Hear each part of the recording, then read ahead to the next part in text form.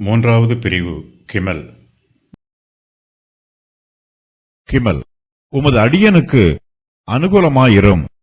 அப்பொழுது நான் பிழைத்து உமது வசனத்தை கைக்கொள்ளுவேன். உமது வேதத்தில் உள்ள அதிசயங்களை நான் பார்க்கும்படிக்கு என் கண்களை திறந்தருளும். பூமியிலே நான் பரதேசி, உமது கற்பனைகளை எனக்கு மறையாதேயும். உமது நியாயங்கள் மேல் என் ஆத்துமா எக்காலமும் வைத்திருக்கிற வாஞ்சையினால் தொய்ந்து போகிறது. உமது கற்பனைகளை விட்டு வழி விலகின சபிக்கப்பட்ட அகங்காரிகளை நீர் கடிந்து கொள்ளுகிறீர். நிந்தையையும் அவமானத்தையும் என்னை விட்டு அகற்றும். நான் உம்முடைய சாட்சிகளை கைக்கொள்ளுகிறேன். பிரபுக்களும் உட்கார்ந்து எனக்கு விரோதமாய் பேசிக் கொள்ளுகிறார்கள். உமது அடியேனோ உமது பிரமாணங்களை தியானிக்கிறேன். உம்முடைய சாட்சிகள் எனக்கு இன்பமும் என் ஆலோசனைக்காரருமாய் இருக்கிறது. தேவனுடைய வார்த்தை தெளிவுபடுத்துகிறது. கிமல். உமது வசனத்தை கைக்கொள்ளுவேன். உமது அடியானுக்கு அனுகூலமாயிரும் என்று தாவீது கர்த்தரிடத்தில் ஜெபிக்கிறார். கர்த்தர் நமக்கு அனுகூலமாயிருந்தால்தான் நம்மால் பிழைக்க முடியும். கர்த்தருடைய அனுகூலமே நமக்கு ஜீவனை தருகிறது. கர்த்தருடைய அனுகூலம் நமக்கு தொடர்ந்து கிடைக்க வேண்டும். அதுவே நமக்கு ஆதரவாயும் ஆறுதலாயும் இருக்கும். நமக்கு கர்த்தருடைய அனுகூலம் இருக்கும்போதுதான் நம்மால் தேவனுக்கு ஊழியம் செய்ய முடியும். கர்த்தருடைய கிருபைகளையும் இரக்கங்களையும் அனுகூலங்களையும் பெற்றுக்கொள்கிறவர்கள் கர்த்தருடைய வசனத்தை கைக்கொள்ள வேண்டும். என் கண்களை திறந்தருளும். உமது வேதத்தில் உள்ள அதிசயங்களை நான் பார்க்கும்படிக்கு என் கண்களை திறந்தருளும். தேவனுடைய பிரமாணத்தில் அநேக அதிசயங்கள் உள்ளன. கர்த்தர் நாம் எதிர்பார்க்காத காரியங்களையும் செய்கிறார். அது மாத்திரமல்ல, அவர் அற்புதமான காரியங்களையும் அதிசயமான காரியங்களையும் செய்கிறார். கர்த்தர் செய்கிற காரியங்கள் எல்லாமே மிகுந்த பிரயோஜனம் உள்ளவை. தேவனுடைய அதிசயங்கள் ஞானிகளுக்கும் புத்திமான்களுக்கும் இதுவரையிலும் மறைவாய் இருந்தது. ஆனால் இப்போதோ சிறு பிள்ளைகளைப் போன்ற நமக்கும் தேவனுடைய வேதத்தில் உள்ள அதிசயங்கள் வெளிப்படுத்தப்பட்டிருக்கிறது. தேவனுடைய பிரமாணங்களில் அநேக அதிசயங்கள் உள்ளது.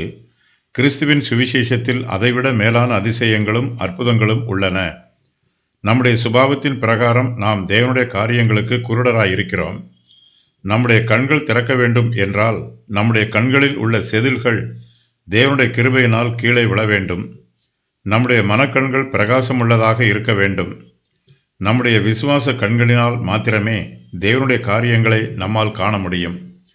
கர்த்தர் நம்முடைய கண்களை எவ்வளவு விரிவாய் திறக்கிறாரோ அவ்வளவு விரிவாக தேவனுடைய வேதத்தில் உள்ள அதிசயங்களை நம்மால் பார்க்க முடியும். தாவீது இதை அறிந்து கொண்டவராக என் கண்களை திறந்தருளும் என்று விண்ணப்பம் பண்ணுகிறார். பூமியிலே நான் பரதேசி, பூமியிலே நான் பரதேசி, உமது கற்பனைகளை எனக்கு மறையாதேயும்.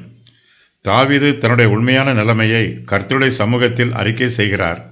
பூமியிலே நான் பரதேசி என்பதை அங்கீகரிக்கிறார். தாவீதைப் போலவே கர்த்தருடைய பரிசுத்தவான்கள் எல்லோருமே பூமியிலே நாங்கள் பரதேசிகள் என்று அங்கீகரிக்க வேண்டும். பரலோகமே நமக்கு மெய்யான வாசஸ்தலம். இந்த பூமி நமக்கு சத்திரம் போலவே இருக்கிறது. நம்முடைய பரலோக பிரயாணத்தில் நாம் இந்த பூமியிலே கொஞ்ச காலம் மாத்திரமே தங்குகிறோம். தாவீது தன்னை பற்றியும் இந்த உலகத்தை பற்றியும் நன்றாக அறிந்து வைத்திருக்கிறார். இந்த பூமியில் உள்ள காரியங்களையும் அவர் அறிந்து வைத்திருக்கிறார். தாவீதுக்கு இஸ்ரவேல் தேசத்தில் மதிப்பும் மேன்மையும் உண்டு. சமஸ்த இஸ்ரவேலுக்கும் தாவீதே ராஜா. ஆனாலும் தாவீது தன்னை பற்றி சொல்லும்போது தான் பூமியிலே ஒரு பரதேசி என்றுதான் சொல்லுகிறார். தாவீது இந்த பூமியிலே ஜீவிக்கும் காலம் வரையிலும் கர்த்தருடைய கற்பனைகளை கைக்கொள்ள வேண்டும் என்று விரும்புகிறார். தாவீது கர்த்தருடைய வார்த்தைகளை தன்னுடைய ஜீவியத்தில் சொந்தமாக்கிக் கொள்ள விரும்புகிறார். கர்த்தர் தாமே தம்முடைய கற்பனைகளை நமக்கு வெளிப்படுத்த வேண்டும். கர்த்தர் தம்முடைய கற்பனைகளை நமக்கு மறைத்து விட்டால் அதை நம்மால் அறிந்து கொள்ள முடியாது. அது நமக்கு மறைவான இரகசியமாகவே இருக்கும். தாவீது இதை அறிந்தவராக உமது கற்பனைகளை எனக்கு மறையாதேயும் என்று கர்த்தரிடத்தில் விண்ணப்பம் பண்ணுகிறார். தாவீது இந்த பூமியிலே ஒரு பரதேசியைப் போல இருக்கிறார். வழிபோக்கருக்கு பாதை தெரியாது. பாதை தெரிந்த யாராவது ஒருவர் அவருக்கு வழிகாட்ட வேண்டும்.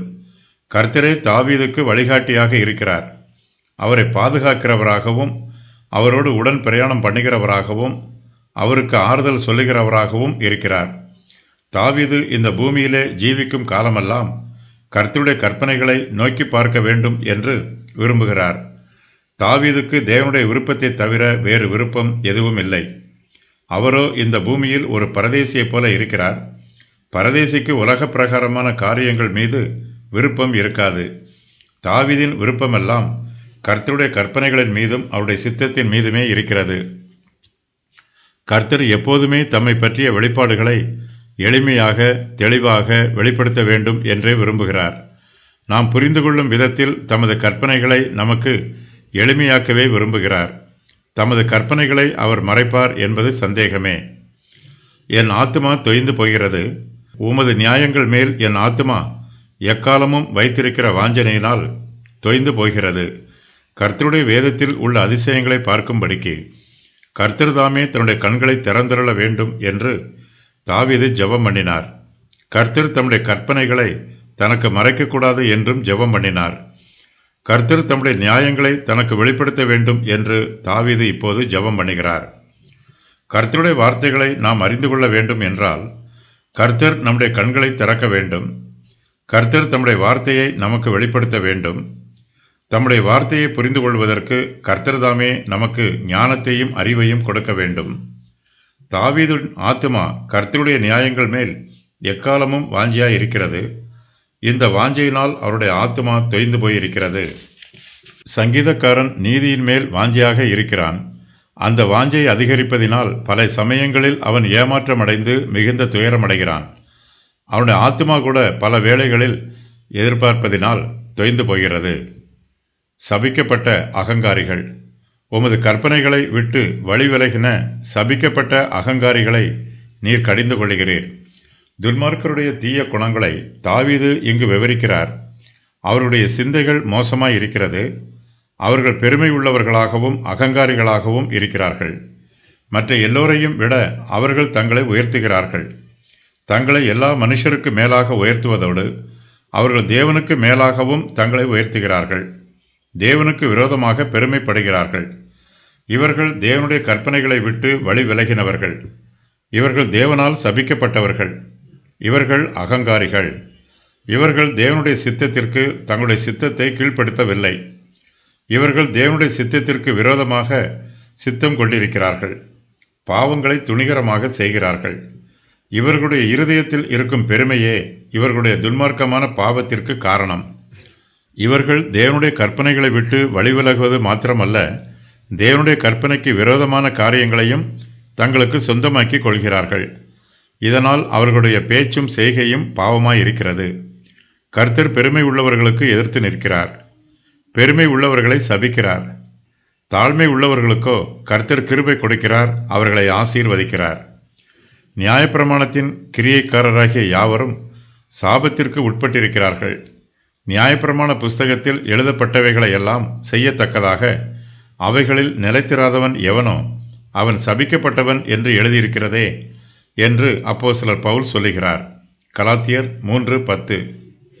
நான் உம்முடைய சாட்சிகளை கைக்கொள்ளுகிறேன்.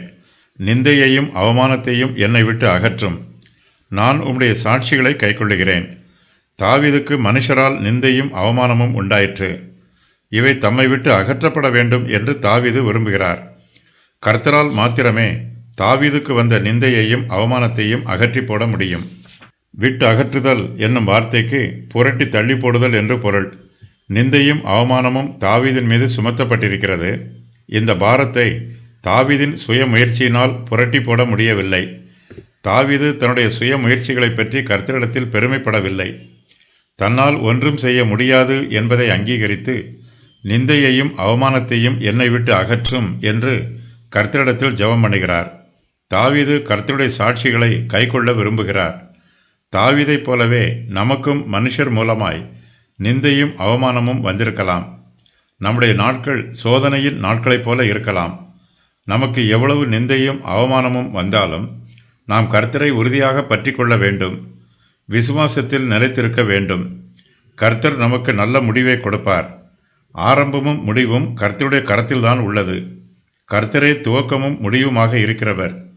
அவரே ஆதியும் அந்தமுமாக இருக்கிறவர். அவரே அல்பாவும் ஓமேகாவாவுமாக இருக்கிறவர். கர்த்தரால் கூடாத காரியம் ஒன்றுமில்லை என்று விசுவாசித்து நமக்கு கர்த்தருடைய நன்மை கிடைக்கும் என்று நம்பி காத்திருக்க வேண்டும். உமது பிரமாணங்களை தியானிக்கிறேன். பிரபுக்களும் உட்கார்ந்து எனக்கு விரோதமாய் பேசிக்கொள்ளுகிறார்கள். உமது அடியனோ உமது பிரமாணங்களை தியானிக்கிறேன். சாதாரண மனுஷரும் தாவீதை நிந்திக்கிறார்கள். பிரபுக்களும் அவரை நிந்திக்கிறார்கள். அவர்கள் சாதாரண ஜனங்களாக இருந்தாலும், சமுதாயத்திலே உயர்ந்த அந்தஸ்து உள்ளவர்களாக இருந்தாலும், மனுஷருடைய சுபாவம் ஒன்றுபோல்தான் இருக்கிறது. பழைய ஏற்பாட்டு காலத்தில் தாவீது கர்த்தராகிய இயேசு கிறிஸ்துவுக்கு அடையாளமாக இருக்கிறார். இந்த உலகத்தின் அதிபதிகள் இயேசு கிறிஸ்துவை சிலுவையில் அறைந்தார்கள். அதை இப்பிரபஞ்சத்து பிரபுக்களில் ஒருவனும் அறியவில்லை. அறிந்தார்களானால் மகிமையின் கர்த்தரை அவர்கள் சிலுவையில் அறைய மாட்டார்களே என்று பவுல் சொல்லுகிறார். 1 கொரிந்தியர் 2:8. இஸ்ரவேல் தேசத்தில் உள்ள பிரபுக்கள் தேசத்திற்கு நன்மையான காரியங்களை உட்கார்ந்து யோசித்து அதை பற்றி பேசிக்கொள்ள வேண்டும். அதற்கு பதிலாக அவர்கள் தாவீதுக்கு விரோதமாக பேசிக்கொள்கிறார்கள். அவர்கள் பேசுவது தாவீதுக்கு தெரியும். தாவீதோ அவருடைய பேச்சுக்கு முக்கியத்துவம் கொடுக்காமல் அவர் கர்த்தருடைய பிரமாணங்களை தியானிக்கிறார். தாவீது சமஸ்த இஸ்ரவேலின் ராஜாவாக இருந்தாலும் அவர் தன்னை தேவனுடைய அடியான் என்று மனத்தாழ்மையோடு சொல்லுகிறார்.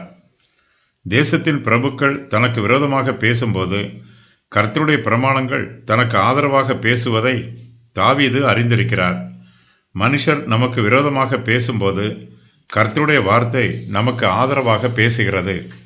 மனுஷர் தங்கள் வார்த்தையினால் நம்மை நிந்திக்கும் போது கர்த்தர் தம்முடைய வார்த்தையினால் நம்மை ஆசீர்வதிக்கிறார். தாவீது தேவனுடைய பிரமாணங்களை தியானித்து அவருடைய மகத்துவத்தையும் கிருபையையும் அதிசயத்தையும் புரிந்து கொள்ள விரும்புகிறார். மற்றவர்களோடு சங்கீதக்காரரின் அனுபவங்கள்.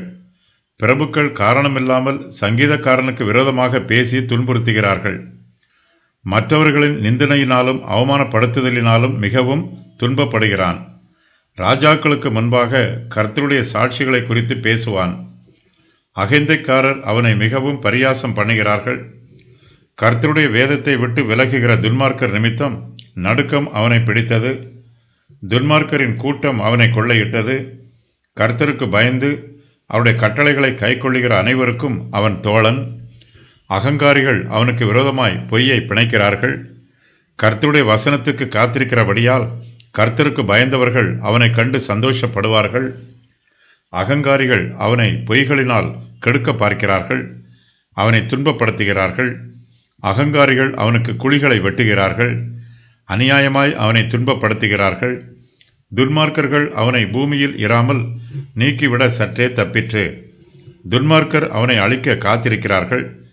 துன்மார்க்கர் கண்ணி வைக்கிறார்கள். பிரமாணத்தை விட்டு விலகுகிறவர்கள் யாவரையும் மிதித்து போடுவதை பார்க்கிறான். பிரமாணத்தை விட்டு விலகுகிற அனைவருடைய உபாயம் வெறும் பொய். அகங்காரிகள் அவனை ஒடுக்குகிறார்கள். ரட்சிப்புக்கு துன்மார்க்கர்கள் தூரமாய் இருப்பதை பார்க்கிறான். அவனை துன்பப்படுத்துகிறவர்களும் விரோதிக்கிறவர்களும் அநேகர். வசனத்தை காத்துக்கொள்ளாத துரோகிகளை காணும்போது அருவரப்படைகிறான். கர்த்தருடைய சாட்சிகள். உம்முடைய சாட்சிகள் எனக்கு இன்பமும் என் ஆலோசனைக்காரருமாய் இருக்கிறது.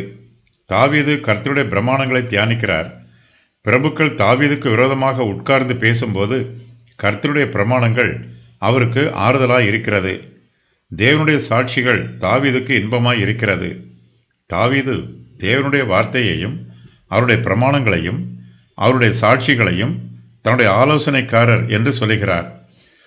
கஷ்டங்கள் வரும்போது பொறுமையாக இருக்குமாறு தேவனுடைய பிரமாணம் தாவீதுக்கு ஆலோசனை சொல்லுகிறது. கர்த்தருக்காக பாடுகளை அனுபவிக்கும் போது அதை சகித்து கொள்ளுமாறு தேவனுடைய சாட்சிகள் தாவீதுக்கு ஆலோசனை சொல்லுகிறது. தாவீது கர்த்தருடைய பிரமாணங்களை தியானித்து அவருடைய சாட்சிகளை கைக்கொண்டு தன்னை கர்த்தருடைய சமூகத்திலே ஜீவ பலியாக ஒப்புக் கொடுக்கிறார். தன்னுடைய பிரச்சனைகள், துக்கங்கள், ஆபத்துக்கள், நெருக்கங்கள் எல்லாவற்றையும் கர்த்தருடைய கரத்திலே ஒப்புக் கொடுக்கிறார்.